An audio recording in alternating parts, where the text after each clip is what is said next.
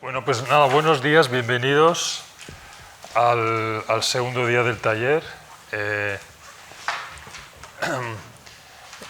Hoy vamos a hacer una exploración, una incursión en lo que yo llamo la arqueología de los nuevos medios. Entiendo que todos los que estamos aquí estamos interesados en la tecnología digital y sus implicaciones artísticas, pero yo como artista me he encontrado extremadamente útil para entender los cambios del momento, volver al pasado, a los orígenes de las herramientas que estamos usando, las tecnologías que estamos utilizando hoy, y ver cómo en el pasado se han negociado, se han entendido, se han procesado cambios tecnológicos importantes. Todo este mundo del que se llama la arqueología de New Media y posiblemente algunos de vosotros tengáis buen conocimiento también de todo este proceso, es un campo de estudios que se está ampliando muchísimo, está empezando realmente a entenderse como algo fundamental para entender la cultura visual del presente. En realidad, en este viaje al pasado, tenemos que empezar con lo que estamos viendo aquí. Esto es una linterna mágica. Y las linternas mágicas empiezan a surgir en el siglo XVII. Básicamente eran unas cajas inicialmente de madera, luego empezaron a hacerlas metálicas. Una caja de madera con una lámpara de aceite. Como era una lámpara que se iba consumiendo, había que poner aquí una pequeña chimenea para que iba saliendo el humo y el aire caliente. Una óptica, una primitiva óptica que en este momento empezaron a cada vez a mejorar la calidad de las ópticas. Y en este caso una regleta con una serie de transparencias que básicamente se hacían con cristal y con tinta. Se pintaban unas imágenes muy detalladas y al final lo que se hacía es que se iba pasando la regleta para pasar de una imagen a otra, de una transparencia a otra. Aquí en este caso lo que se está proyectando es una mujer quemándose en el infierno. Siempre había narrativas como muy dramáticas, muy gore, versión gore del año 1740 o 50 o cuando fuera. Toda esta imagen, o esta también, es parte de un tratado maravilloso que se llama Ars Magica, en latín, el arte de la magia, que hizo un jesuita que se llama Athanasius Kirchner. Es un libro que se ha hecho un facsímil, creo que se han hecho varios facsímiles, uno lo puede encontrar bastante fácilmente en las bibliotecas y parece que tú lo conoces, lo tienes. Y es maravilloso, ¿no? Porque parte de la filosofía un poco del Ars Magica es un poco una división, porque se le ve a Athanasius Kirchner, por un lado, fascinado por todos estos efectos y trucos ópticos, pero en teoría había una misión de este tratado, y esa misión era intentar delatar los trucos, los engaños que el creyente, el ciudadano, podría quedar seducido, digamos, por estos trucos que no eran realmente apariciones mágicas, que no eran verdaderos demonios o seres monstruosos, sino que era un truco óptico, ¿no? Pero al final siempre hay esa especie de fascinación también por el truco. Estamos un poco empezando a vivir el principio del movimiento ilustrado, de desmitificar la superstición, el fantasma. De hecho, por cierto, no he dicho que mi presentación de hoy se llama Fantasmagorías, que es un tema que vamos a trabajar un poco hoy, porque para mí el tema de la fantasmagoría es un eje central de la cultura visual del siglo XXI. Sigue estando muy presente hoy como lo estaba en esta época. De hecho, estamos viendo aquí otra linterna mágica, que es el tatarabuelo de este aparato que estamos usando hoy, que para nosotros es algo totalmente normalizado, cotidiano. Estamos acostumbrados, evidentemente, a ir al cine, de ver muchos incluso proyecciones en nuestras propias casas. Pero en este momento tenéis que imaginaros que el ciudadano, el creyente, el espectador, casi no sé si todavía podíamos hablar de espectador en esta época, no tenía ninguna costumbre de ver proyecciones. Una proyección era un milagro, era una sorpresa, era una especie de aparición inverosímil de algo que parecía que estaba pero no estaba. Ahí está esa ambigüedad de estar y no, de parece que es pero no lo es. Parece que está presente pero es intangible. Ahí está un poco esa especie ahí como de extraño roce psíquico, la extrañeza psíquica ante los ojos que ven una cosa y que parece que está ahí, pero realmente no lo está. Esto es también un corte, una especie de grieta fundamental que aparece en los orígenes de lo que hoy en día llamamos el espectador contemporáneo.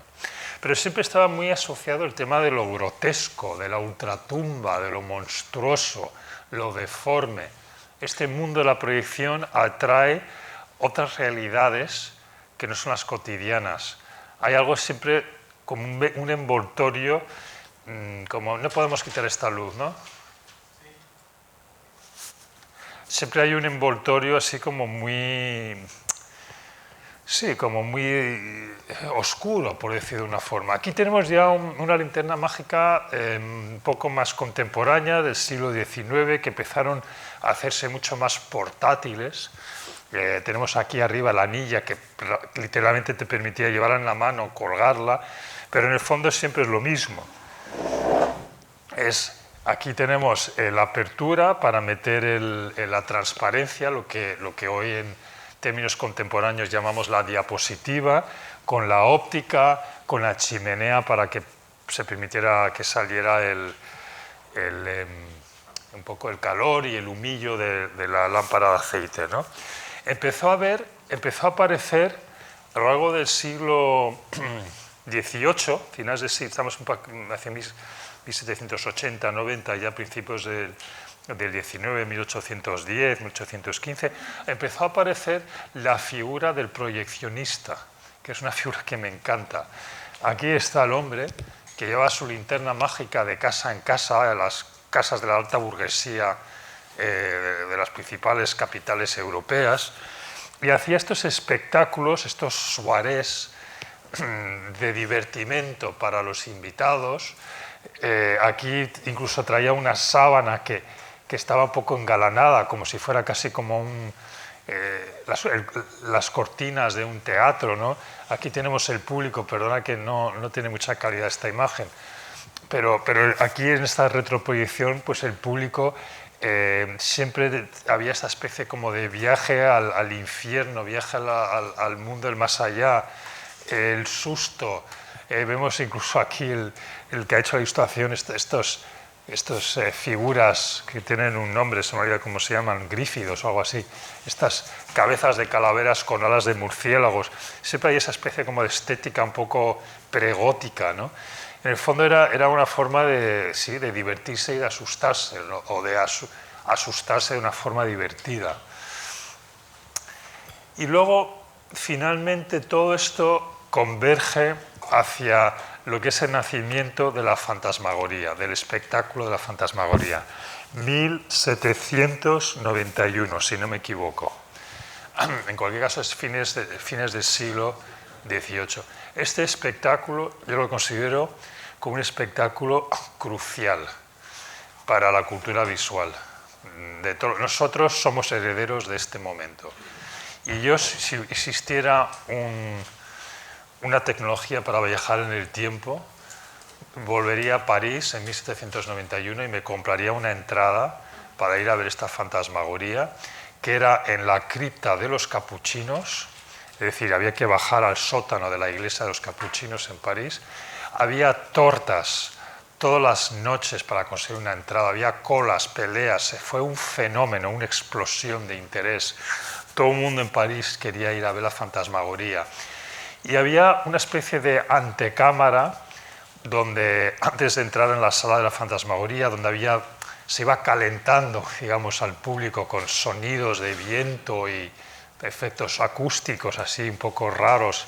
y luego ya pasaban a la sala de la fantasmagoría y empezaba el espectáculo.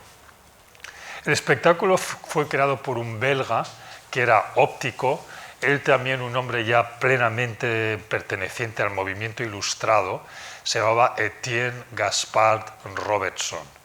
Y Robertson tenía un enorme afán de aterrar a su público, cosa que conseguía todas las noches, y luego al final de la presentación encendía las luces y presentaba las tecnologías que había utilizado para crear estos efectos de proyección. Proyectaba sobre gasas, proyectaba sobre humo, lo vemos aquí un poquito, una especie de ánfora, o sea, que había el soporte mismo sobre el que se proyectaba tenía una cosa así como algo como efímera. Vemos aquí a un hombre totalmente asustado en el suelo, agarrándose la cabeza del terror de esos fantasmas. Tengamos en cuenta que en una época preindustrial el fantasma era una realidad cotidiana, era una creencia absolutamente establecida. Los fantasmas existen y ahí está el fantasma de la abuela o el fantasma del padre, que esos ruidos que se oían en la casa siempre se atribuían. Y de repente viene un poco esta cultura mucho más científica de la ilustración y puede decir, no, los fantasmas no existen, es un producto de nuestra imaginación. Hablaba de esa grieta psíquica que nace en este momento con estas tecnologías, en la que uno está viendo una cosa, pero se le está luego diciendo que eso no existe. Esa grieta es interesantísima. Es lo que podríamos decir el descubrimiento de la alucinación interior. A los pocos años, después de esto, casi un siglo después, Freud empieza a describir el fantasma interior, donde nosotros proyectamos nuestros propios fantasmas hacia el exterior. No estamos viendo la realidad, estamos viendo una realidad que nosotros proyectamos hacia ella. Esa idea de lo fantasmagórico tiene unas implicaciones sociales y psicológicas fundamentales y que se están empezando a debatir aquí y que tienen mucho que ver con el desarrollo de estas tecnologías audiovisuales en las que se está empezando a proyectar cosas que aparentan ser reales y no lo son. Esa ambigüedad de estar y no estar que creo que todavía está muy con nosotros. Otro elemento muy interesante de la fantasmagoría, y es que los personajes, bueno, aquí vemos unas figuras monstruosas, pero bueno, yo he leído bastante sobre la fantasmagoría, los distintos motivos que se proyectaban tendían a ser motivos políticos. Estamos prácticamente al final de lo que fue la Revolución Francesa, ¿no? El principio de la República Francesa. Fue un siglo extremadamente agitado para el país y para la ciudad. Todo el gran terror, con la caída de la monarquía, con las guillotinas donde rodaban las cabezas, ¿no? De Robespierre y de María Antonieta y Luis XIV y todo este cambio social tan brutal. Estos eran los personajes que aparecían muchas veces en la fantasmagoría. Y esto es interesante porque nos da la clave de una cierta función social que tiene la fantasmagoría para ayudar al ciudadano, a este incipiente figura de espectador, a procesar angustias, a procesar de una forma segura en este espectáculo un pasado reciente traumático. Le ayudaba un poco bueno, para lo que muchas veces vamos hoy al día, nos vamos al cine todavía hoy, ¿no? Para procesar, digamos, angustias colectivas del momento que de una forma segura, a través de un espectáculo que tiene un principio y tiene un fin, se crea una especie de marco que nos permite procesar realidades que son difíciles en la realidad, no son difíciles un poco de negociar y de entender y de realmente explorar de una forma profunda. Entonces, ahí está un poco también esta función social del espectáculo que ya estaba presente en la fantasmagoría. Aquí tenemos uno de los proyectores de linternas mágicas que usó Robertson, él era, bueno, era un ingeniero también, un ingeniero óptico en realidad, como se llamaría hoy, pero aquí qué sofisticado, que creó esta cámara, esta linterna mágica que cuando se movía cambiaba la profundidad de campo del enfoque. Entonces, aquí tenía una rueda dentada que cuando se movía, se avanzaba o se retrasaba el proyector, se ajustaba la óptica para que se permaneciera enfocada la imagen proyectada. Esto le permitía, por ejemplo, proyectar una figura muy pequeña sobre una gasa, una sábana, empezar a retirar la cámara, ahí lo llamo la cámara oscura, la linterna mágica, empezar a retirar la linterna mágica y iba creciendo la proyección como un fantasma que de repente empieza a coger unas dimensiones enormes delante del público. En fin, muy sofisticado. La óptica y el espectáculo, y ya te digo, sería interesantísimo poder volver en la máquina del tiempo y ver esto. ¿Perdón? Pensaba que me estabais haciendo una pregunta. Otro pequeño detalle interesante, como veis, es que me fascina la fantasmagoría. La fantasmagoría empezó a viajar por Europa y pasó por Madrid.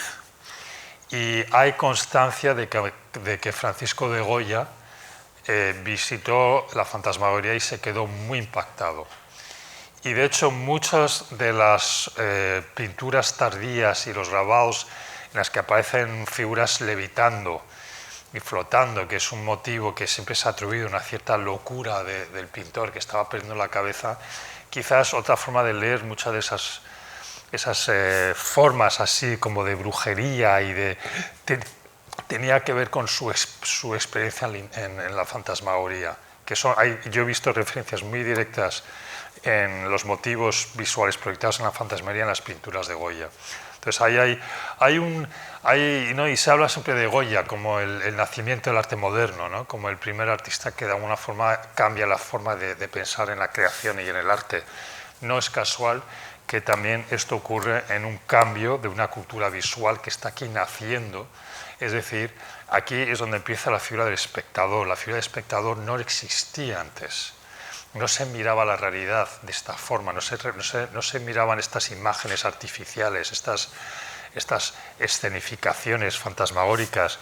Esto es algo que nace en esta época y nace con la industrialización, está totalmente directamente relacionado con la industrialización de la sociedad y nosotros venimos de esta tradición. Nosotros, que somos ya plenamente ciudadanos espectadores 100%, venimos de este momento.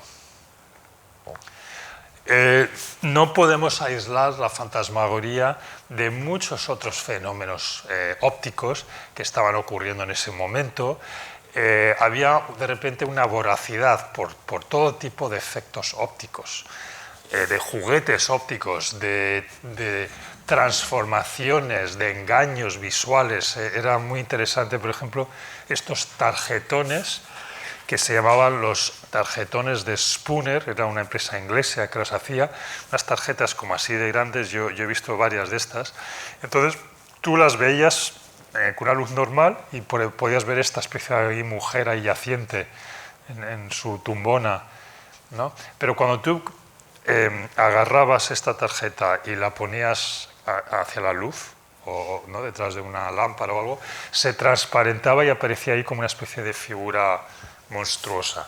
Entonces, plena era victoriana, de un momento de gran represión sexual, y hay para mí una cierta connotación sexual en esta aparición, esta especie de embrujamiento demónico que aparece prácticamente sobre el cuerpo de esta mujer.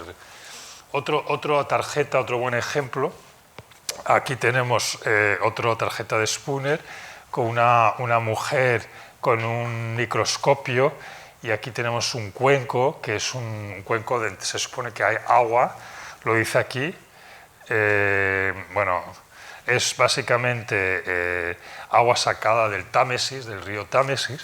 Cuando tú colocas este tarjetón a la luz, lo que aparece es básicamente todos los microorganismos que sabemos que hay ahora mismo, ¿no? en el agua, pero en ese momento no había no había conocimiento de toda esta fauna que podía haber en un vaso de agua que tú te bebías, ¿no? Entonces para ellos fue un shock un poco esta tecnología óptica, estos microscopios, también los telescopios que empiezan a descubrir una serie de mundos que no eran aparentes hasta ese momento, ¿no? El siglo XIX está básicamente soñando con el cine. El cine no llega hasta finales del XIX, pero ante todo el siglo hay estos aparatos ópticos que estaban intentando crear lo que se llama el efecto de realidad, un efecto de movimiento, con estos zooscopios y praxinoscopios que giran, que dan vueltas, que hay una serie de imágenes estáticas que al pasarlas velozmente la retina los funde. Son juguetes que realmente tienen un origen científico, porque el praxinoscopio y el zooscopio, el origen de este invento era para explicar la persistencia retiniana, como una imagen se queda durante unas milésimas de segundo en la retina. Y cuando tú bombardeas muy rápidamente una imagen tras otra, se funden, que es lo que luego crea un poco la continuidad del movimiento en el cine, ¿no? Aquí vemos un poco una caja también portátil que uno podía abrir y una mirilla ahí que vemos el señor que está mirando atrás de la mirilla, que le enmarca lo que va a ver cuando gira velozmente este tambor, que incluso tiene esta lámpara incorporada para iluminar este primitivo espectáculo, ¿no? Eran micronarrativas, ¿no? Esa ansia de contar algo, no sé si esto se puede llamar una narrativa, pero es el principio. Al activar estos movimientos tan esquemáticos, se está activando también unas pequeñas mini historias. Uno de ellos, por ejemplo, son unos saltimbanquis que saltan encima de un caballo y luego van al suelo y vuelven a saltar al caballo. Eran como loops, como bucles. Sería el equivalente de los GIFs de hoy en día. De hecho, los GIFs funcionan exactamente como esto. Hay una relación directa entre los GIFs de Internet y bueno, estos pequeños micronarrativas de los praxinoscopios y los zooscopios. Si el movimiento ilustrado está constantemente demostrando que el fantasma no existe, el fantasma reaparece en todo tipo de manifestaciones culturales y espectáculos a lo largo del siglo XVIII. Es un poco como la venganza de lo reprimido. Cuando intentas parar algo, aparece por otro lado. Y aquí en este sentido tenemos otro espectáculo que se llama el efecto del Dr. Pepper, siempre tiene estos nombres muy curiosos, y el Dr. Pepper inventó este sistema, tengo que conseguir una imagen de más calidad de esto, pero esto es un escenario. Aquí vemos el público, todos estos puntitos es el público, aquí vemos los actores, uno de los actores está encima del escenario, el otro no, el otro está aquí, escondido, el público no ve. Entonces, con una de luz potente que se proyecta hacia este actor que está con una sábana, como imitando el fantasma, él queda reflejado en este cristal que está en ángulo. Y desde el punto de vista del público, que mira a través del cristal, parece que esta figura fantasmagórica e intangible está, en este caso, como luchando, asustando a este actor, que está como con una espada, como lo típico sería como la espada atraviesa el fantasma y no le hiere, ¿no? Como digo, el fantasma está apareciendo por todos lados. Es como lo que se dice el fantasma en la máquina, ¿no? Ghost in the machine. Ese es el término. Esto es el Ghost in the Machine. Aparece también en una enorme especialidad en fotógrafos fantasmagóricos. Esto es increíble, había estudios especializados, estudios fotográficos, donde tú ibas a que te retrataran y aparecían tus seres queridos ahí como espectrales. Y claro, el fotógrafo te pedía que trajeras imágenes del desaparecido, que era, evidentemente es un efecto de sándwich, pero bueno, había una enorme inocencia hacia los mecanismos de la fotografía, aparecían ahí como auras espectrales, presencias espectrales de la mujer o de la hija.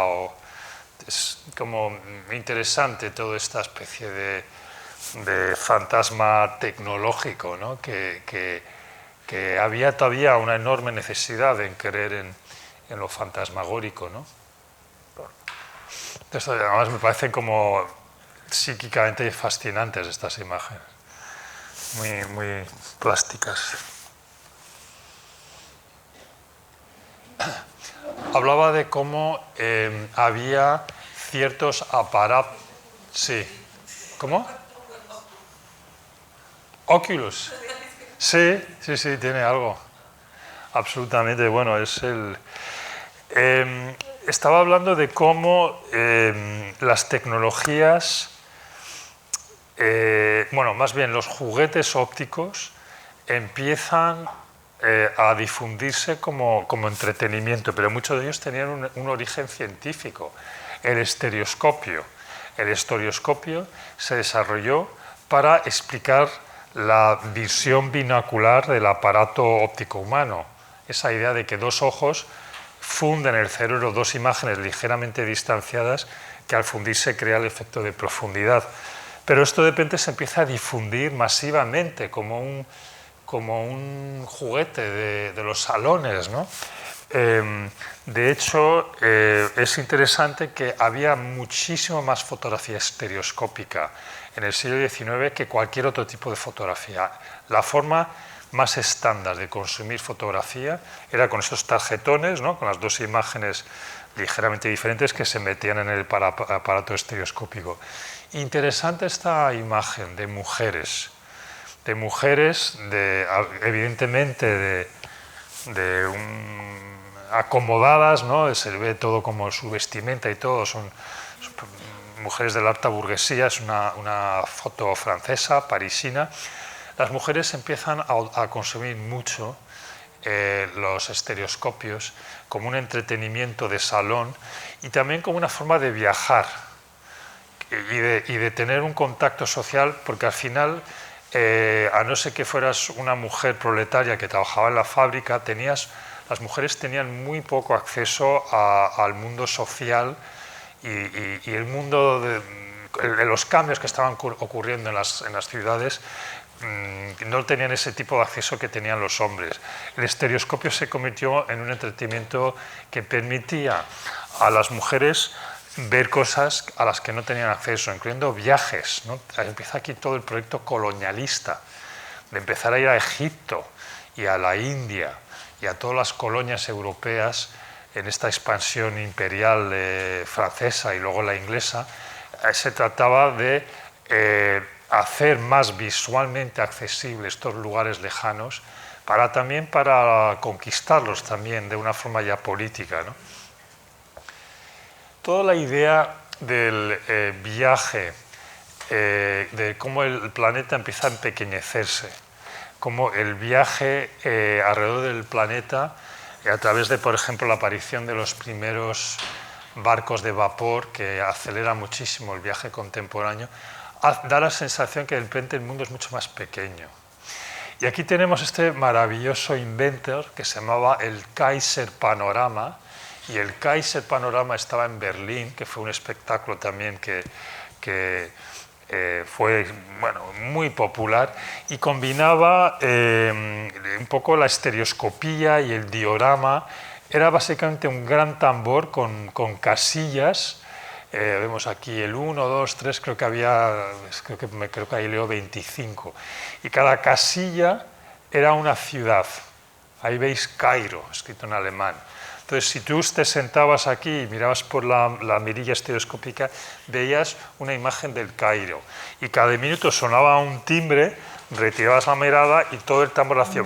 se movía una casilla y así ibas viajando alrededor de todo el mundo, ¿no? De Tokio a Istambul. Bueno, era el típico viaje, coincide un poco esta época también, el viaje al mundo en 80 días, ¿no? de Julio Verne, esa idea que de repente el mundo se hace visualmente accesible, geográficamente accesible a través de los transportes, pero empieza a ser también visualmente accesible. Eso es una parte importante.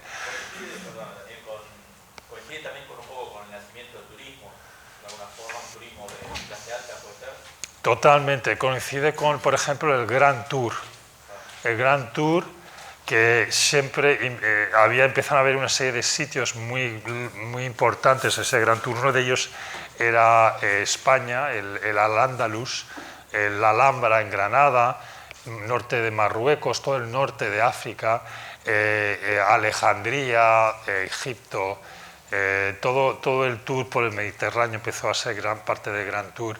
Pero nuevamente es importante conectar este turismo con el colonialismo. Y eso es un factor muy interesante, que de alguna forma la accesibilidad visual, las fotografías de este Grand Tour, ¿no? Y hay unos fotógrafos increíbles, unas fotos fabulosas que se han tomado de esa época, ¿no? Con placas fotográficas grandes. Eso era todo un proyecto de hacer más accesible visualmente los territorios a explotar, como una forma también de acostumbrar al ciudadano de que esto es nuestro. Lo hacemos accesible, vamos a adueñarnos de esto, ¿no? Otro espectáculo importantísimo. Hablamos de la fantasmagoría, hemos hablado de praxinoscopios, pero aquí hay que pararse también unos minutos. Esto es un panorama. El panorama era una pintura hiperrealista que se pintaba. ¿Quién sabe qué es un panorama? Es que me impacta que poco se conoce esto. Una persona. Es que esto es una cosa tan central, ¿no? Y ha desaparecido. De hecho, hay muy pocos panoramas, pero era una pintura hiperrealista de 360 grados. Perdón, como el padre, abuelo de los decorados cinematográficos, de los desiertos, de la... Sí. Sí, pero también el padre abuelo de otra cosa, que es el cine. Y ahora explicaré cómo se conecta con eso. Y eran pinturas hiperrealistas que te rodeaban completamente, y esto tuvo su auge entre 1800 y 1850. ¿En qué consistía un panorama? Este quizás no es el mejor ejemplo, porque este es un panorama doble, pero eran edificios redondos. En París, por ejemplo, todavía existe Rue de Panorama, que ya casi no quedan, pero era una calle que había muchos panoramas, y entonces uno entra desde la calle y accede a una plataforma central. Y es desde esta plataforma central donde se ve esta pintura hiperrealista que te rodea, muchas veces incluso con decorados escénicos a lo cinematográfico que van de la pintura al espacio físico del espectador, ¿no? Con una transición muy suave que casi parece continua. Y aquí a lo mejor se ve una escena de una batalla naval. Aquí, este es un poco complicado porque luego podías bajar por aquí, subir por estas escaleras y acceder a un segundo panorama. En este caso seguramente era de una ciudad, de la ciudad de París, una especie de visión desde arriba. Aquí tengo otra imagen de un panorama gigantesco que se hizo en París. Aquí vemos la torre central. Esto es el público que está mirando esta pintura que, bueno, todavía de hecho vemos el andamiaje que usaban los pintores para acabar esta pintura hiperrealista, ¿no? Aquí hay dos temas muy importantes en el panorama que hay que destacar. Primero, la visión privilegiada de estar en el centro del espectáculo. El ciudadano de estas incipientes urbes que están creciendo y se están industrializando y que hacían sentir extremadamente pequeños. Mucha gente venía de las aldeas, de los pueblos, a trabajar en las fábricas. De repente, a través de un panorama, puede subirse a este ficticio espacio elevado y ver la ciudad a ojo de pájaro. Entonces, esa situación elevada es importante, pero quizás más importante es la situación central de su mirada. Este espectáculo está hecho para sus ojos. Eres el centro de este espectáculo. Y es un espectáculo que básicamente te convierte como espectador en una mirada omnisciente y psíquicamente central. Es básicamente lo que es el cine. Tú cuando te sientas a ver una película, en una butaca, en tu sofá, la cámara está directamente dirigida a tu mirada. Tu cabeza está prácticamente ocupando el lugar de la cámara que grabó esa escena. Es una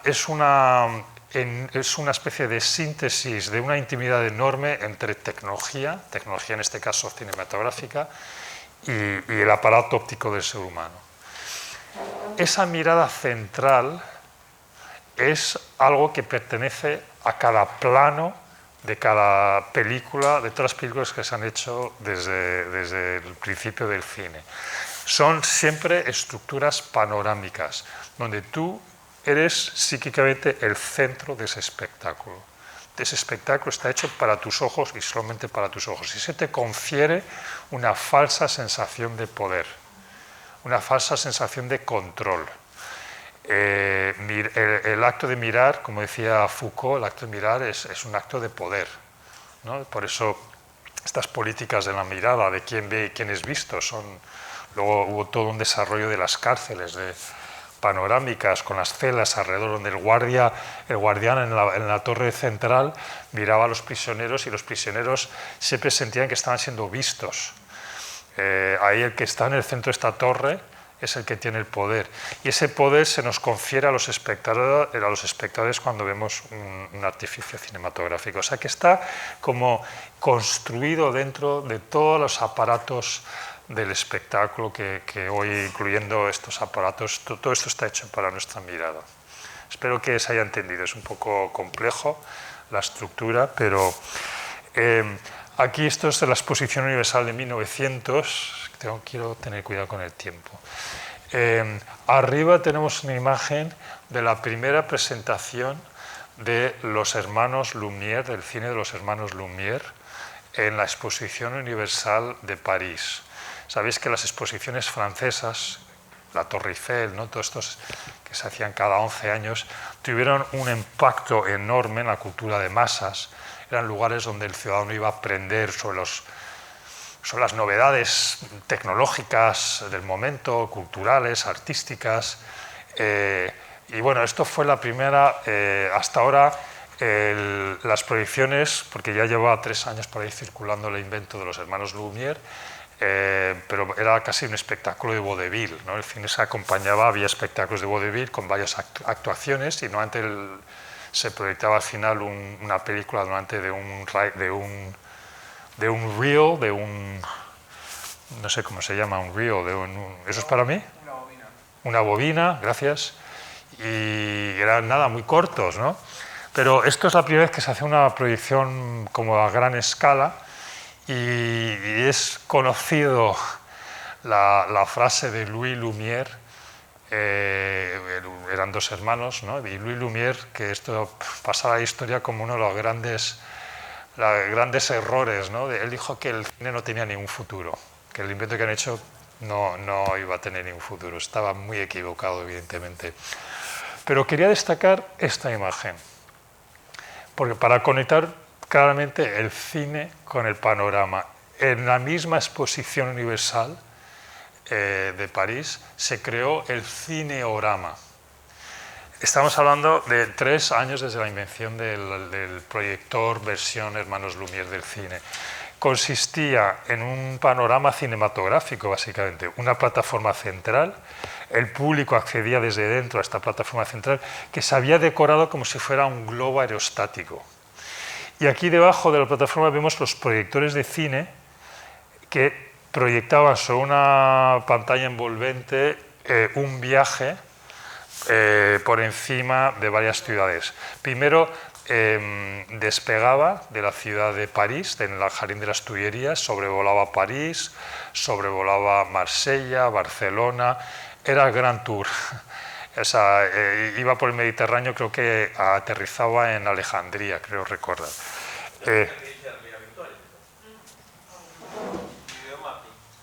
Sí, es todo. Sí. Por ejemplo, este proyecto que viste, como pozo mecánico, una pregunta muy extraña, pero ¿quién financiaba? ¿La ciencia, la iglesia, la política? No, esto era las exposiciones universales parisinas, al contrario de las americanas, que casi siempre las financiaban empresas, pero las francesas las financiaba el gobierno, eran estatales, el gobierno francés. Eran enormes mecanismos de propaganda. Y también eran formas de encontrar, y lo veremos ahora con Londres, eran formas de encontrar consumidores de la enorme cantidad de productos que se estaban creando manufacturados, que había que crear una cultura de consumo de todos estos productos. Era un lugar de indoctrinamiento. Me estoy acordando de ayer del último ejercicio de condicionamiento social que tuvimos aquí. Pues eso es lo que ocurría en las exposiciones universales, de alguna forma. El panorama cinematográfico, bueno, tengo que decir que esto es muy trágico. Sí, otra vez esta máquina del tiempo, a ver cuando consigo viajar el tiempo, yo también iría a ver esto. Pero esto fue un trágico porque después de como año y medio de producir esto, ya lo inauguraron y creo que estuvo abierto como 10 días. Tuvieron que cerrarlo porque los proyectores calentaban tanto la sala que la gente se desmayaba. Y de hecho se acabó de caer alguien a la fosa y ahí temas de seguridad tuvieron que anularlo. Qué tragedia. Pero bueno, yo he leído relatos de la gente, sí, gente cerca de la inauguración que lo vieron y el panorama prácticamente desapareció bueno, ya con el siglo XX. Tiene mucho que ver con el cine. El cine de alguna forma empezó a industrializarse, todo lo que es la producción cinematográfica, sobre todo cuando se mudó a Hollywood. Todos los cines había que estandarizarlos, la forma de grabar había que estandarizarlos. Toda esa experimentación audiovisual que ocurrió entre 1900 y 1915 desapareció. Interesante, por ejemplo, yo recientemente he aprendido que había muchísimas mujeres cineastas en esta época, que escribían los guiones, dirigían, actuaban, hacían todo. Había como, no sé, como 2 docenas de mujeres que en cuanto empezaron los hombres a ver la oportunidad económica de esto y empezaron a crear una verdadera industria del cine, pues todas estas mujeres desaparecieron muy rápidamente, ¿no? Pero hubo ya en el origen del cine una enorme impronta de las mujeres en cómo se estaba desarrollando el medio. Y claro, hacia 1920-25 se decide que la forma más fácil de distribuir y de hacer cine es una pantalla, un proyector, el público sentado en unas butacas, y todo este tipo de experimentación de panoramas, de múltiples proyectores, prácticamente desaparece. Ahora es uno de los grandes temas de investigación de la cultura visual. Es intentar recuperar esa historia que nos ofrece otras formas de trabajar la imagen en movimiento. Eso es lo que a mí me interesa como artista, evidentemente. Bueno, hablabais de la realidad virtual, ¿no? Y la realidad virtual es una forma de panorama. Estos son unos muy primitivos sistemas de realidad virtual que aparecieron en las salas de videojuegos, ¿no? en los años 90, pero básicamente es una plataforma central, una experiencia envolvente en la que la pintura hiperrealista del siglo XIX se ha sustituido por una representación digital, ¿no? Todo de alguna forma que nos creemos que somos tan innovadores. Es muy interesante descubrir que realmente nada es tan nuevo. Sí que hay actualizaciones tecnológicas, pero en el fondo el germen de todo este mundo que tenemos ahora y esta transición que hemos vivido, lo analógico a lo digital, son esas transiciones, son casi repeticiones de lo que ya había ocurrido en el siglo XVIII y XIX. Bueno, estos son sistemas cada vez más sofisticados de cine estereoscópico sincronizado con la lente, con el proyector que proyecta 2 imágenes y a través de unas luces infrarrojas te va proyectando, se van cerrando las mirillas de las gafas estereoscópicas, con lo cual te va entrando 2 imágenes diferentes. Son experiencias muy, muy potentes. Yo hablé muy brevemente nada, 15 minutos más. Hablé muy brevemente ayer de este libro que se llama Ciudades efímeras, exposiciones universales, espectáculo y tecnología. Es un libro que escribí en 1992. Conseguí un editor que me lo publicara y creo que lo oyeron 5 personas. Hasta que muchos años después apareció unas tiendas de España que se llamaban Vips, donde aparecían libros de saldo, y de repente este libro apareció por todos lados porque evidentemente el editor ya se libró de ellos y aparecieron por €1. Y ahí es donde todo el mundo empezó a leer este libro, como 20 años después. Y en el fondo digo que esto ha sido mi manual de trabajo como artista, en la que de alguna forma, a través de la arquitectura de la imagen de las exposiciones universales, entendí que una imagen es mucho más que una foto, una película, una imagen en movimiento en una pantalla, que hay una cultura de ver que es fundamental, que a lo largo del siglo XVIII-XIX hay un entrenamiento, hay un acondicionamiento progresivo de cómo mirar el mundo, cómo mirar la realidad como espectadores, porque esto no nos venía de una forma natural, tuvimos que aprender a ser espectadores. Y había también en las exposiciones universales la espectacularización de los infinitos productos manufacturados que estaba empezando a crear sobre todo la industria británica, también la francesa. Había que encontrar consumidores, compradores. Es en estos momentos que se funden dos figuras para siempre, espectador y consumidor. Un espectador es un consumidor. Consumir visualmente normalmente implica un consumo también monetario. Y eran lugares en los que el público aprendía este nuevo rol que no existía, ¿no? Que ahora nos parece que es tan normal. Esta es la exposición de la primera, lo que se considera la primera Expo Universal, la de Londres 1851, en el Palacio de Cristal, un milagro de cristal y acero, que era realmente una enorme vitrina que exponía todos los productos de todos los países diferentes. Estaba en Hyde Park, un monumento a la ingeniería y la arquitectura del siglo XIX.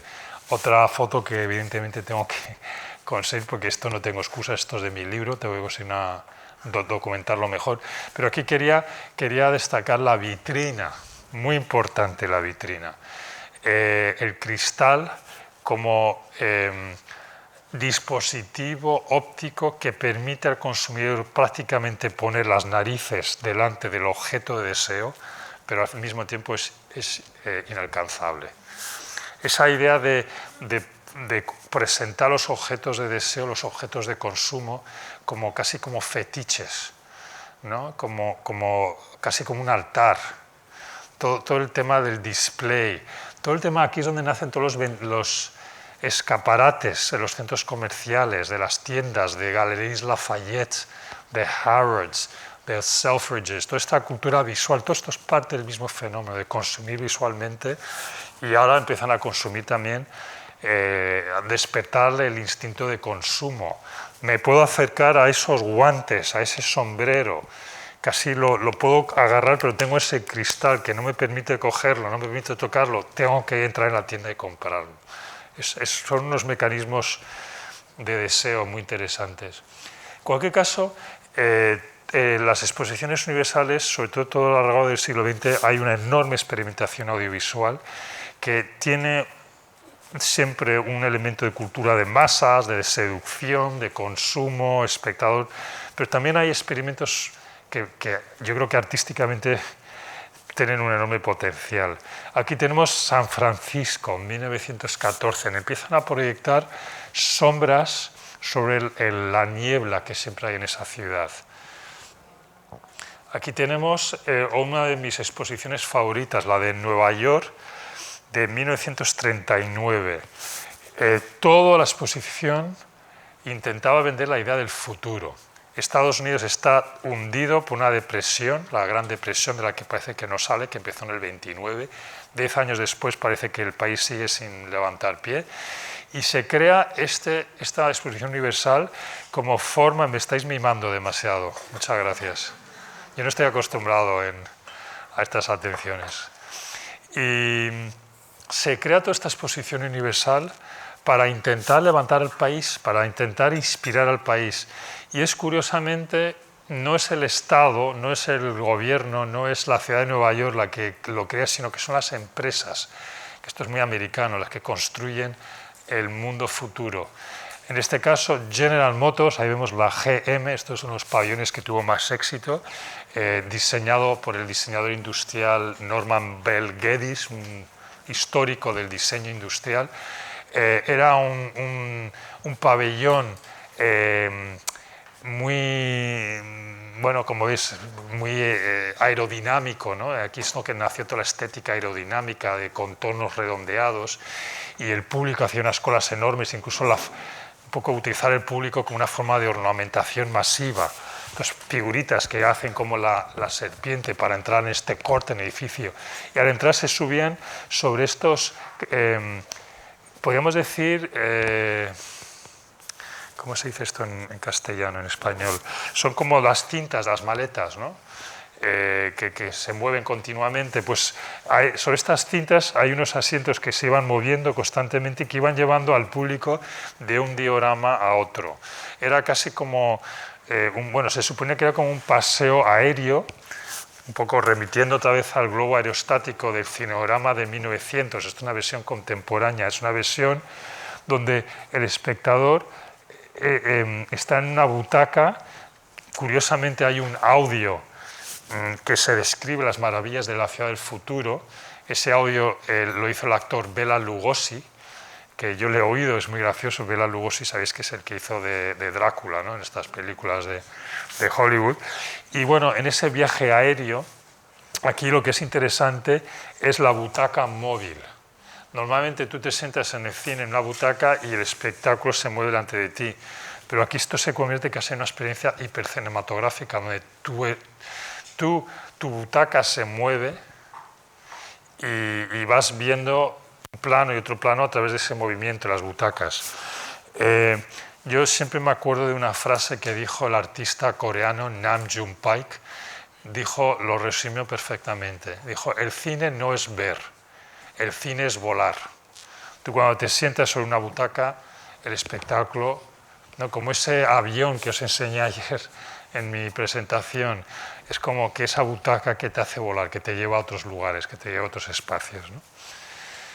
Y bueno, en fin, podía hablar mucho de esto, pero básicamente me interesa encontrar pequeñas joyas de experimentación audiovisual que creo que son aprovechables para el artista, o por lo menos para mí lo fueron.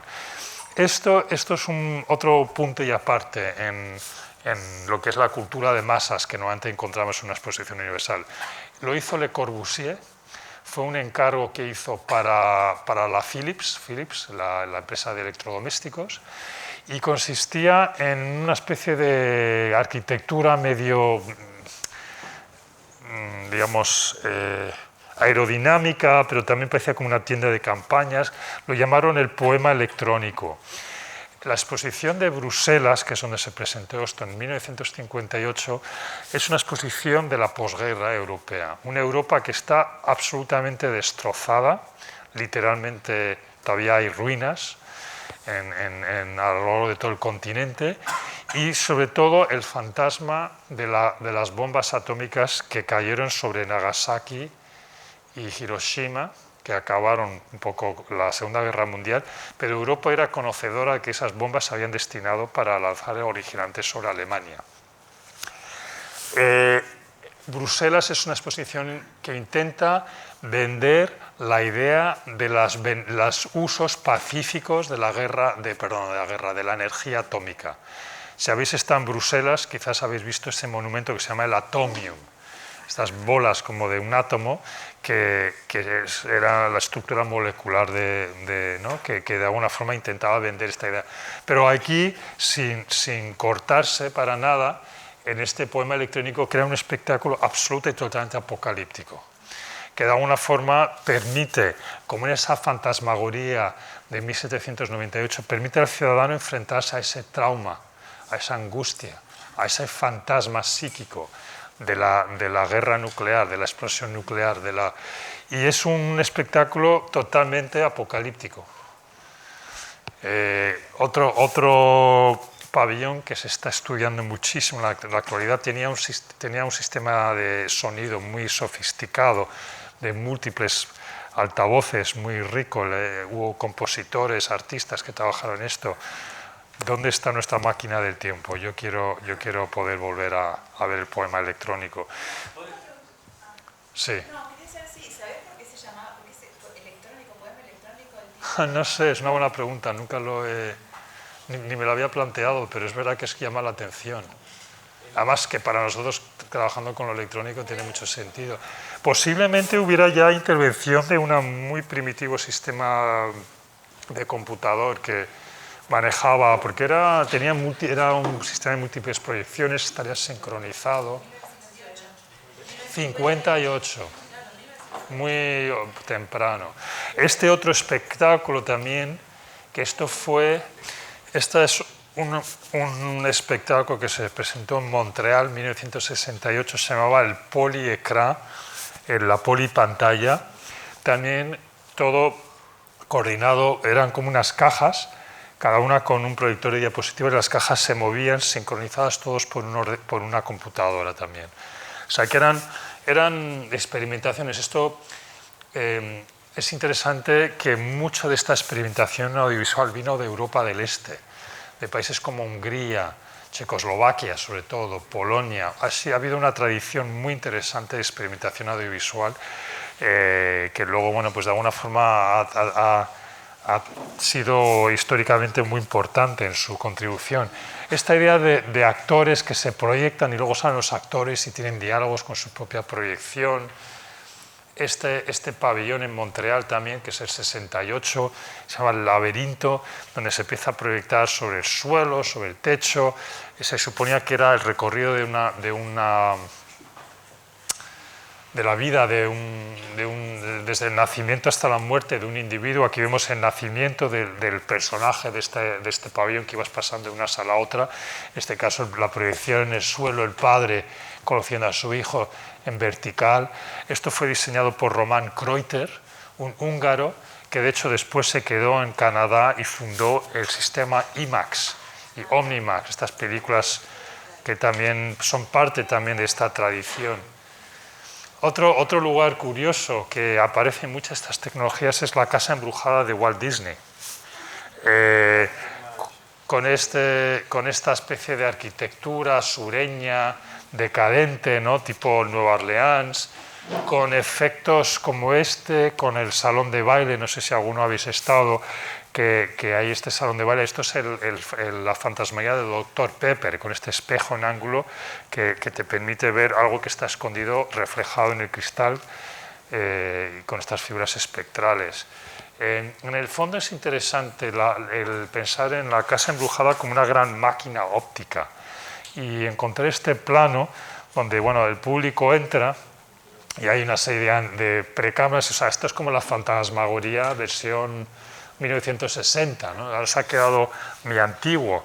Una de las cosas divertidas, lo que a mí me gusta mucho de los parques Disney son las atracciones súper antiguas que incluso hacen ruido, y es como...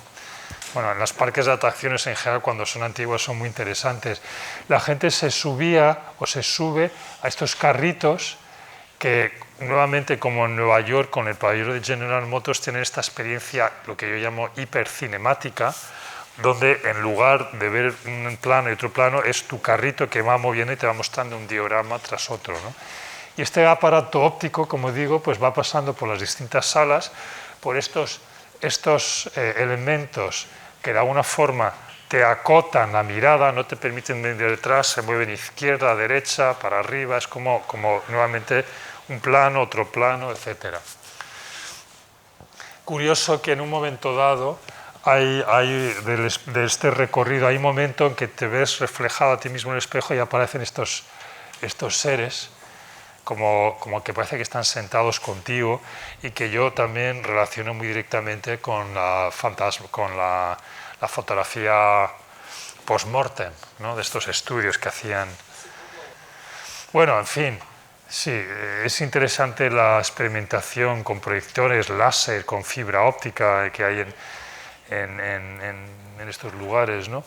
Y ahora, unos minutos muy rápidos. Esto no lo tomemos como un recorrido realmente exhaustivo, porque tampoco sería casi para dar otra conferencia, pero artistas que de alguna forma se han apropiado alguna de estas herramientas, como yo he intentado hacer también a través de mi propio trabajo, herramientas que se nutren de estas otras formas de trabajar la imagen. Este es un artista estadounidense que se llama Anthony McCall. Y Anthony McCall es un artista que viene de los años 60 y 70, la experimentación psicodélica, estos espectáculos de que te tomabas un LSD y veías ahí proyecciones sobre domos, viene un poco de ese mundo. Y esto es una pieza maravillosa que proyecta en una sala con humo carbónico, este humillo, ¿no?, que se queda artificial, proyecta unas líneas de luz que básicamente crean estas arquitecturas espectrales que parece casi que lo puedes tocar. Una de las cosas que más me gusta de Anthony McCall es nuevamente esta ambigüedad de la que estaba hablando desde el principio, de parece que está y no está, parece que lo puedes tocar, pero es intangible, ¿no?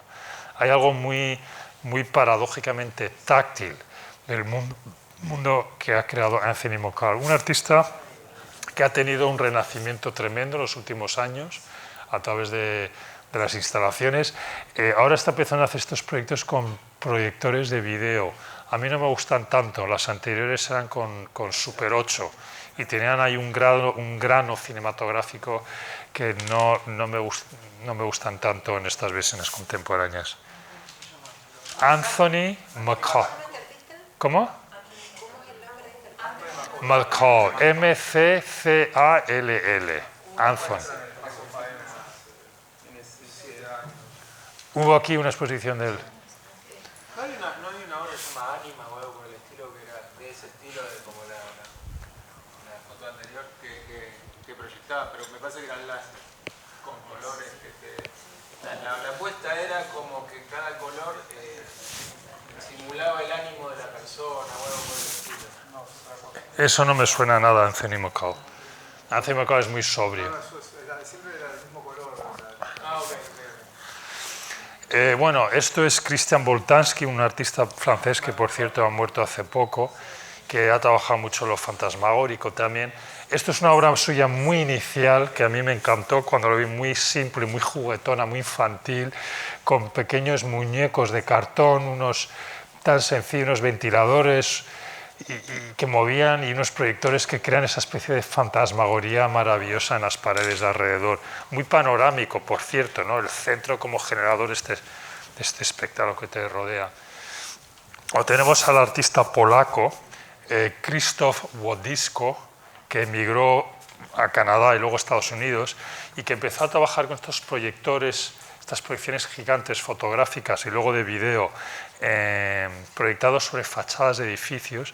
Son proyectos normalmente bastante políticos donde intenta de alguna forma sacar lo que él llama el rayos X ideológico que hay detrás de las fachadas de los edificios. Este es un proyecto que hizo en el museo en Washington D.C., el Museo Hirshhorn, con la ventana esta casi que parece como una boca. Fue una obra que hizo para la Primera Guerra del Golfo, donde el museo se convierte bueno, casi como en un portavoz del gobierno, y donde tienes la violencia y el velo, el duelo, quizás no el velo, el duelo, que podría de alguna forma significar una situación de arte y su posición ante la guerra.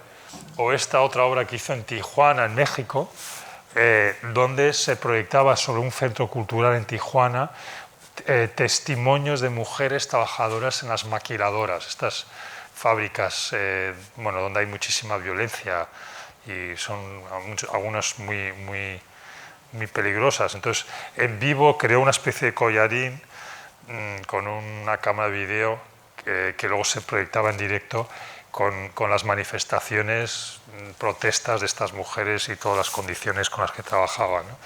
O este otro proyecto muy fantasmagórico también en el Museo de la Bomba Atómica en Hiroshima, donde proyectó, hay una especie de estanque y en el lateral del estanque proyectó unas manos con el lenguaje de los sordos que eran testimonios de supervivientes de la bomba atómica, ¿no? Que hay transcripciones y en silencio relativamente hablando con estas. Entonces, pues ahí está un poco el fantasma de la bomba atómica, ¿no? que traumatizó evidentemente a todo el planeta.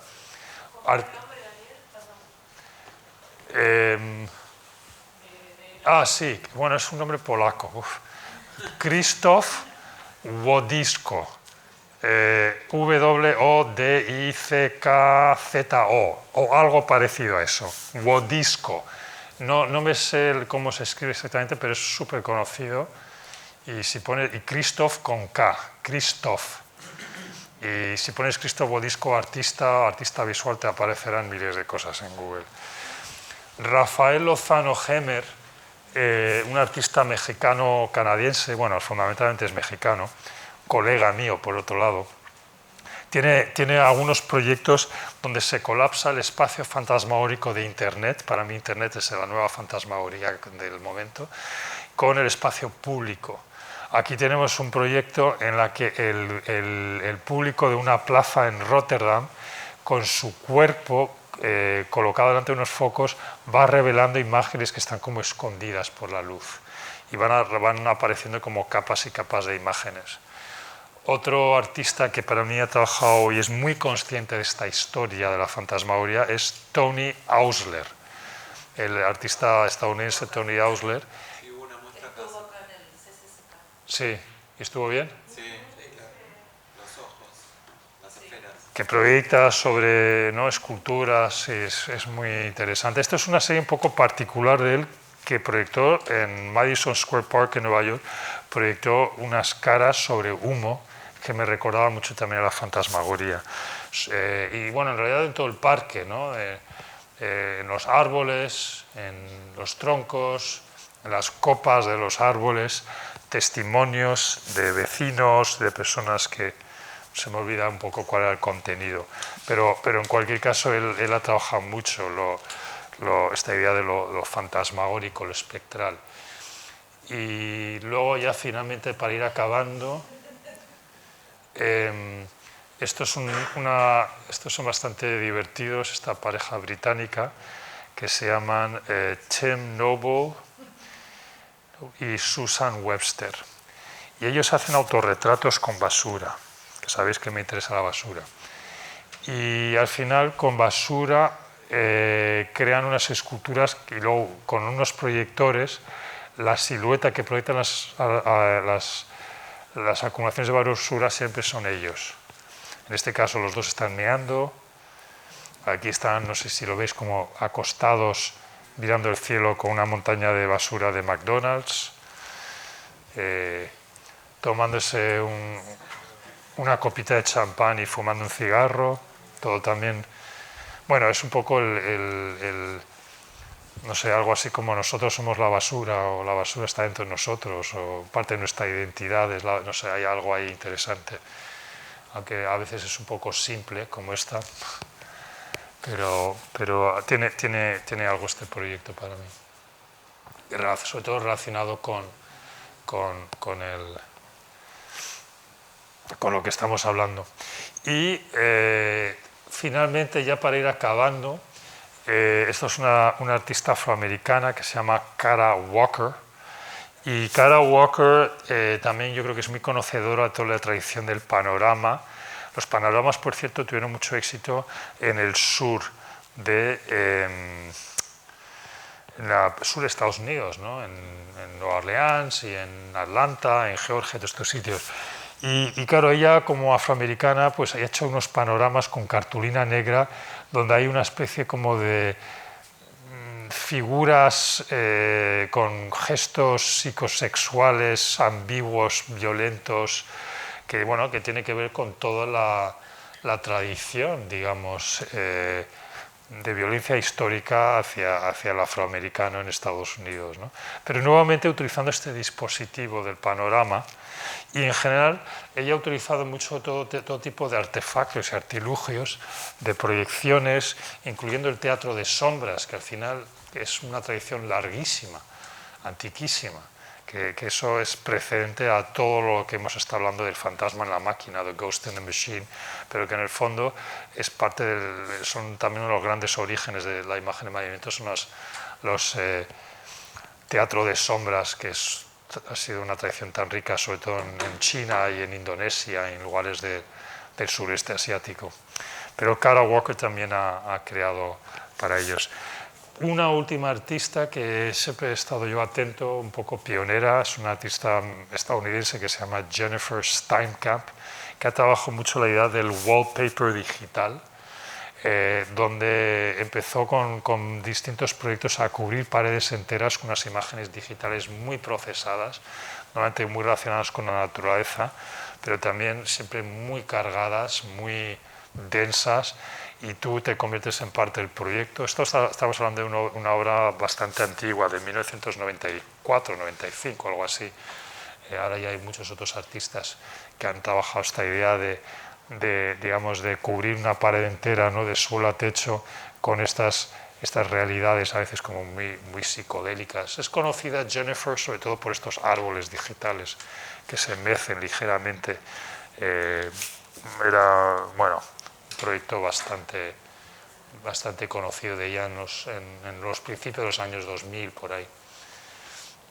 Y luego, nuevamente, quizás acabar por mencionar todos estos recursos que tenemos hoy en día de unos proyectores que nos permiten, con todo tipo de formaciones y ópticas y lentes periscópicas, realmente el avance que está ocurriendo con el tema de la proyección es increíble, que puedes proyectar con unas formas muy excéntricas. Esto es otra obra de Jennifer Steinkamp, pero que es prácticamente, diría, casi milagroso lo que uno puede hacer hoy en día con las proyecciones, que al final sigue siendo la tecnología fantasmagórica por excelencia. Y bueno, con esto quería acabar mi presentación.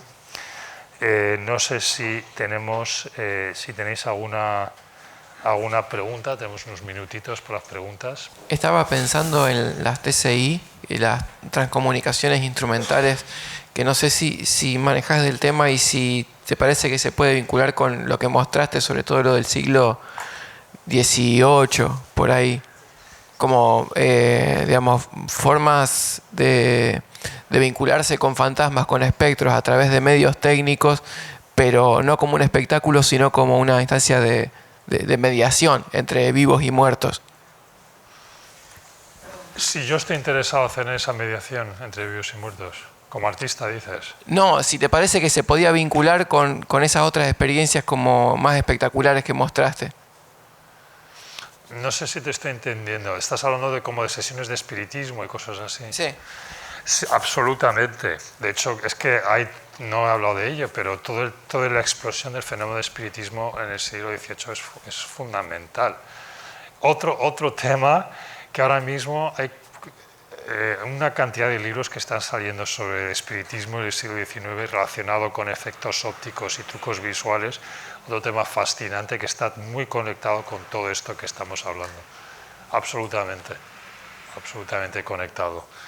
Y curioso que ahora, como digo, que hay muchos historiadores que están incidiendo en estos temas. Más cosas, más preguntas. ¿Había otras preguntas por aquí, me ha parecido? A mí quería saber respecto al libro que habías escrito, en el marco de qué fue ese trabajo. Bueno, son locuras de la juventud. Yo había acabado mi máster, que yo estudié en la Universidad de Nueva York, hice una maestría de arte, y una de mis profesoras, artista, era también arquitecto. Y todo el trabajo de esta artista, que se llamaba Judith Berry, planteaba la arquitectura como imagen y cómo construir con vídeo. Fue bastante pionera, ahora casi nadie se acuerda de ella, ahora cuando menciono el nombre, pero en ese momento, en los años 80, finales de los años 80, era conocida por sus instalaciones con vídeo y creando arquitecturas así como un poco bueno, complejas, digamos, ¿no? No existía nadie que trabajara de esa forma. Y fue a través de ella que realmente empecé a pensar en esta arquitectura de la imagen. y coincidió que en España estaban preparando la Exposición Universal de Sevilla, que fue en 1992. Y yo en el paralelo estaba investigando mucho, por una curiosidad mía artística en realidad, estaba investigando toda esta historia. Estaba en ese momento viviendo en Nueva York, donde hay unas bibliotecas fabulosas, donde encontré un material muy bueno, y al mismo tiempo estaba leyendo temas relacionados con Sevilla, con la exposición, y nadie estaba hablando de la historia, de por qué ese evento y de dónde viene. Y entonces ahí me entró la pasión por escribir este proyecto, y encontré este editor, le escribí el primer capítulo. Yo en ese momento me gustaba mucho escribir, bueno, me sigue gustando escribir, tengo poco tiempo para hacerlo, pero fue un tema muy loco, porque no tenía mucho sentido, porque yo no soy escritor, no soy académico. Fue un proyecto estos de pasión, de repente encontrar un material súper valioso, súper interesante, muy sugerente para mí. Y como he dicho, o sea, es que para mí fue como mi manual de instrucciones para todo mi trabajo posterior, esa especie como de ahondamiento teórico en esa historia, y entender cómo muchos de los debates que aparecían, muchas de las preguntas que se estaban haciendo en el siglo XVIII-XIX eran preguntas muy parecidas a lo que yo estaba testimoniando con el momento, finales 80, principios 90, hacia la digitalización de la sociedad, la explosión de Internet en los 90, y encontraba que había unos paralelismos increíbles. Fue curioso el que yo hiciera eso, fue muy obsesivo, dejé todo para escribir el libro con una disciplina férrea que ya no tendría. Me levantaba a las 6 de la mañana y escribía hasta las 12 de la noche, con una interrupción para comer y otra para cenar. Y me aislé durante 3 meses. El editor, Julio, me dijo: yo no te publico el libro si no está listo para la inauguración de la Expo en Sevilla. Entonces eso me obligó a...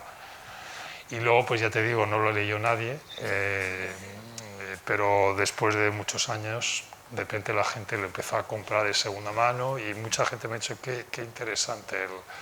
Y debería reescribirlo, podría actualizarlo. No sé cómo ni cuándo, pero sería, o ponerlo por lo menos... 44. ¿Eh? El proyecto 44. 44. Pero tengo mucho material nuevo y creo que estamos en otro lugar que en el 1992. Quizás un lugar un poco más oscuro, en el sentido de la manipulación, el condicionamiento social, la fantasmagoría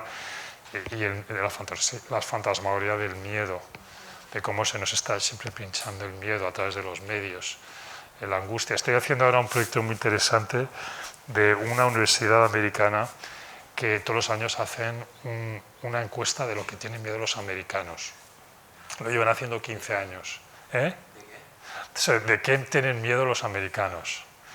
Y el proyecto que voy a hacer es una obra de arte basada en esa encuesta que hace esta universidad. Y claro, el proyecto que estoy haciendo es muy fantasmagórico. En tiempo real, con titulares e imágenes del momento, pero convertidas en algo muy dieciochesco, del 19, una fantasmagoría del 19. O sea que sigo nutriéndome de este proyecto, de este libro, al que tengo yo un enorme cariño en realidad, porque tenía como 28, 29 años cuando lo escribí. Nada, extraño, no entiendo cómo... ¿Está relacionado al trabajo final de maestría? No era una tesis doctor, era un proyecto mío. Era un proyecto porque tenía ganas de escribir un libro. Y sí. No, es un poco raro. Todavía no acabo de entenderlo tantos años después. ¿Más preguntas? Me quedé pensando porque me gustó mucho esa idea del panorama y cómo en los panoramas está la visión como centrada en el sujeto, ¿no? Como la situación central de la mirada que decías, como que está hecho para una mirada. Y me preguntaba si en tus obras pensás en esa mirada o dónde estaría la mirada hoy, que creo que no hay tanto panorama o tanta, bueno, sí, proyección sí, pero quizás más inmersión. si es que lo pensás, no sé, me surgió esa pregunta respecto de la mirada hoy, que supongo que será distinta del siglo XIX o esto que estabas planteando. Claro, de una forma modesta, creo que salirse de esa mirada centralizada es un reto enorme, ¿no?, cuando uno trabaja con estas herramientas. Pero yo he intentado en mi trabajo artístico poner al público en movimiento. Y no sé si eso significa que realmente consigo descentrarles, pero para mí es muy importante activar al público, que no se quede pasivamente contemplando una imagen, una proyección, un espectáculo, sino invitarle a explorar la obra de arte desde distintos ángulos, de descubrirla, de utilizar el movimiento corporal con una experiencia añadida a la sensación óptica de lo que está viviendo. Y eso ha sido mi forma de intentar romper esa centralización de la mirada. Creo que en general somos excesivamente pasivos, lo decía ayer, como que recibimos como el espectáculo, ¿no? Y es muy seductor dejarte llevar por esos espectáculos, porque son tan, no sé, te llevan, te transportan, te hacen olvidarte de tu vida y tus problemas y de tus preocupaciones. Pero sí que creo que es importante, aparte de que se están creando muchos problemas físicos, de dolores cervicales, de problemas con el ratón, con las muñecas. Yo tengo fastidiado en mi mano derecha casi, entonces ahora me estoy fastidiando la izquierda. Creo que es importante, y la tecnología lo permite, crear un cuerpo espectador. Somos espectadores, no podemos renunciar a eso. Es como somos parte de nuestra identidad, pero buscar otros modelos de espectáculo que nos permitan una interacción más rica con la imagen en movimiento. Eso también tiene que ver con mis pantallas escultóricas. No sé si acabo de tener éxito, pero por lo menos es una posibilidad de experimentación. ¿Cómo descentralizar? Eso deberíamos trabajarlo hoy, cómo salirnos de esa mirada centralizada. Podría ser interesante pensar en eso. Una pregunta ahí atrás. No, es un agregado que a esto que decís del espectador. No sé si conoces Burning Man, el evento Burning Man. Burning Man en el desierto de Nevada. Y ahí lo que proponen es que la gente no sea espectadora, sino que sea participante. Como Claro. que todos son participantes. Y la idea, cuando fomentan las becas para las obras y la admisión, es que todas las obras tengan participación. Eso es interesante que me lo recuerdes también, porque un pequeño viaje histórico de historia del arte, y esta idea del arte experiencial, que Burning Man es como parte de ese fenómeno, evidentemente, pero en realidad eso se ha nutrido mucho de la experimentación artística que viene de los años 60 y 70. El salir de las galerías de arte, todo el tema del accionismo, el performance, que yo sepa, Argentina tuvo unas personas muy interesantes en este sentido, de salirse de la obra enmarcada, ¿no? Salirse del espacio, del cubo blanco. Toda esa experimentación que ocurrió en los años 60 y 70, que es extraordinariamente rica, que es de donde sale todo el trabajo de video, de videoarte, de las primeras cámaras que empiezan a aparecer, Marta Minujín y gente de esta generación.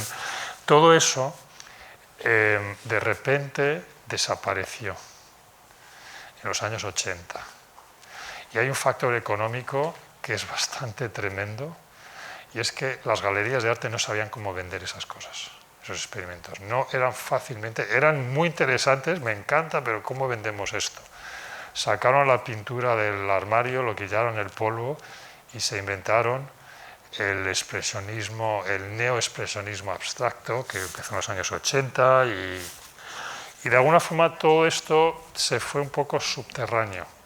Todo este trabajo más experiencial. Los que trabajamos con Media Arts somos parte de ese legado. Somos parte de esa tradición. Y lo que yo estoy viendo es que esta tradición está volviendo a surgir.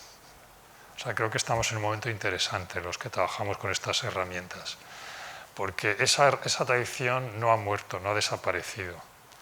Pero evidentemente sigue siendo muy difícil de vender este tipo de trabajo, sigue siendo muy difícil de monetarizar, sigue siendo muy difícil de comercializar. Y el coleccionista de arte y los museos todavía tiene una relación extremadamente, digamos, insegura hacia esta tradición. Pero ahí vienen los historiadores, ahí vienen los curadores, ahí vienen los festivales de performance art. Es imparable, es una parte importante de la historia del arte. Que se venda o no se venda, eso es un tema complicado para los que intentamos vivir nuestro trabajo, pero no porque sea difícil vender hay que dejar de hacerlo. Y todo este tema experiencial es una parte que está muy relacionada con lo que estamos hablando de la figura del espectador, lo que estábamos hablando con esta pregunta de dinamizar al público en su experiencia con el proyecto. El público es parte del proyecto, el público reinventa el proyecto. Todo esto es parte del lenguaje de Media Arts. Sí. Me pareció súper interesante lo que mostraste de las fantasmagorías de fin del siglo XVIII, nunca lo había visto. Y te quería preguntar si sabes si hubo alguna recreación de esos mecanismos en alguna muestra, en algún museo, que vos sepas, digamos, si se intentó recrear algo de eso. ¿En el Museo de Cine de dónde? El Museo de Cine acá cerca de Buenos Aires. No de los primeros, pero hay algunos dispositivos de protocine, digamos. Sí. Bueno. Sí, pero a lo mejor lo que yo no he visto es como la recreación de la sala fantasmagórica de Robertson, como crear de como 1791. Que eso sería increíble, eso es una idea buenísima. Eso sería la máquina del tiempo que no va a llegar nunca, pues podríamos intentar recrearla. Pero sí que hay en los museos de protocine, que hay muchos en distintos lugares del mundo, se ven las herramientas, se ven las diapositivas, los toscopos, todo esto es muy interesante verlo. En Córdoba hay como una empresa que vende directamente todas esas máquinas, obviamente customizadas, pero... Claro, genial. No la fantasmagoría, no lo de gran escala, pero todo lo que es pequeño... Sí, fantástico. A ver, la última pregunta. Si conoces la obra de Caen Bottom actual, exactamente de eso que estás hablando. No. ¿De dónde es? Español. Caen Bottom. Caen Bottom, doble T. B-O-T-T-O. Neuratar.com. Bueno, ahora lo voy a apuntar. Neuratar está trabajando con una mezcla entre lo digital y lo analógico de exactamente la fantasmagoría que habla. Apúntamelo. Increíble.